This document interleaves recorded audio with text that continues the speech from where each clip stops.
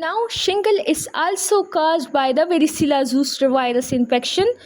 But the varicella zoster, when first cause infection, it then persists in the inactive form in the dorsal root ganglion of the sensory nerve then it can reactivate if the patient is immunocompromised, like if the patient has AIDS, or if the patient is severely ill, or if the patient is diabetic, or if the patient is pregnant. Then this virus can reactivate and can result in infection, which is called shingle. So the clinical feature of the shingle, there will be initially the burning discomfort occur in the affected dermatome. That is, there will be unilateral discomfort, and there will be discrete vesicle. After discomfort, vesicle will appear 3 to 4 days later. 3 to 4 days later, after discomfort, vesicle will appear. There will be paresthesia, which is occasional. There will be no rash, and this paresthesia is called Zoster-Shine herpes.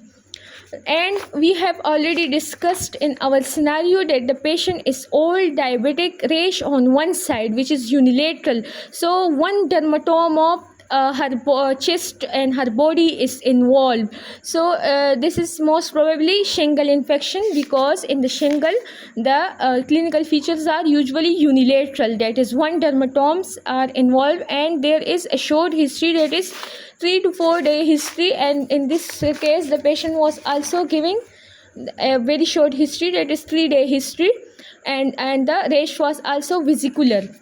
There was no rash, but vesicular eruption without any redness. So here is also a vesicular eruption after 3 to 4 days of burning sensation, and paresthesia is a needle and prick like feeling.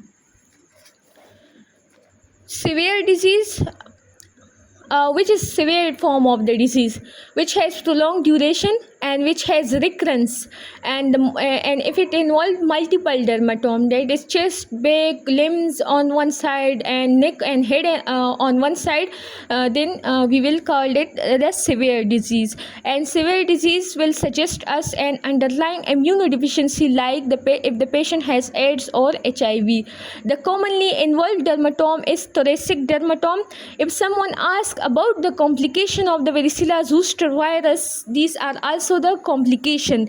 These are the complication. The virus can affect the thoracic dermatome, can affect the ophthalmic division of the trigeminal nerve, can affect the C5 nerve, the ophthalmic division of the C5 nerve, which can result in blindness. So blindness is also a complication. It can affect the geniculate ganglion, can involve the geniculate ganglion, and can result in Ramsay-Hunt syndrome, ipsilateral loss of taste, buccal ulceration, and rash in external auditory canal. What is Ramsay-Hunt syndrome? In Ramsay-Hunt syndrome, there is facial paralysis as well as a vesicle in the ear. If there is vesicle in the ear, patient will have fever, will have weakness, and there will be facial paralysis. This will be Ramsay-Hunt syndrome. So if it involves the geniculate ganglion, it can cause Bell's palsy like features like Ramsay-Hunt syndrome, like loss of taste, buccal ulceration, and rash in the external auditory canal. And occasionally it can involve the cranial nerve, can result in cranial nerve palsy, myelitis, encephalitis. If it involves the sacral root, it can involve bowel and bladder dysfunction. If it involves it can also result in cerebrovascular complication and leads to stroke-like syndrome in association with shingle, especially in ophthalmic distribution. In ophthalmic distribution, it can result to shock-like syndrome. What is post-herpetic neuralgia? In some patients, when the vesicular phase ended and when the infection is treated, when the patient recovers from the acute infection, the pain usually persists for life, and that pain is called post-herpetic neuralgia, and it may persist for 1 to 6 months or may persist longer, that is for life. And after the healing of rash, that is after healing of vesicle, this pain can occur and it is more common in advanced age. Now we have discussed about the management of the chicken pox, which was the primary infection of the varicella zoster. Now we will discuss about the management of the shingle, which is the secondary infection caused by the virus. In early therapy, we will give oral acyclovir, and for oral acyclovir 500 milligram 5 times a day.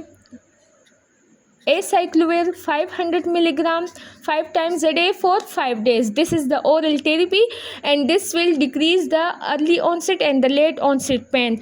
For post-herpetic neuralgia, we will give analgesia, and we will give amitriptyline 25 to 100 milligram per day, or gabapentin or pregabalin. The gabapentin and the pregabalin are used for neuropathic pains. What is neuropathic pain? The virus has involved the dorsal ganglion of the sensory nerve, so these drugs will act on the ganglion of the nerve and will relieve the neuropathic pain. And the gabapentin dose is 300 milligram 2 times a day, while the pregabalin dose is 75 milligram 2 times a day, can increase to 100 milligram depending on the severity of the patient. And we can give capsaicin cream if needed. What is the differential diagnosis of the shingle or the measles? The chicken pox. So in children, the differential diagnosis is measles. Measles also have rash, fever, but the rash will be centrifugal in case of measles. What is meant by centrifugal? Centrifugal mean in the limbs and the periphery the rash will be more, while in the trunk it will be less.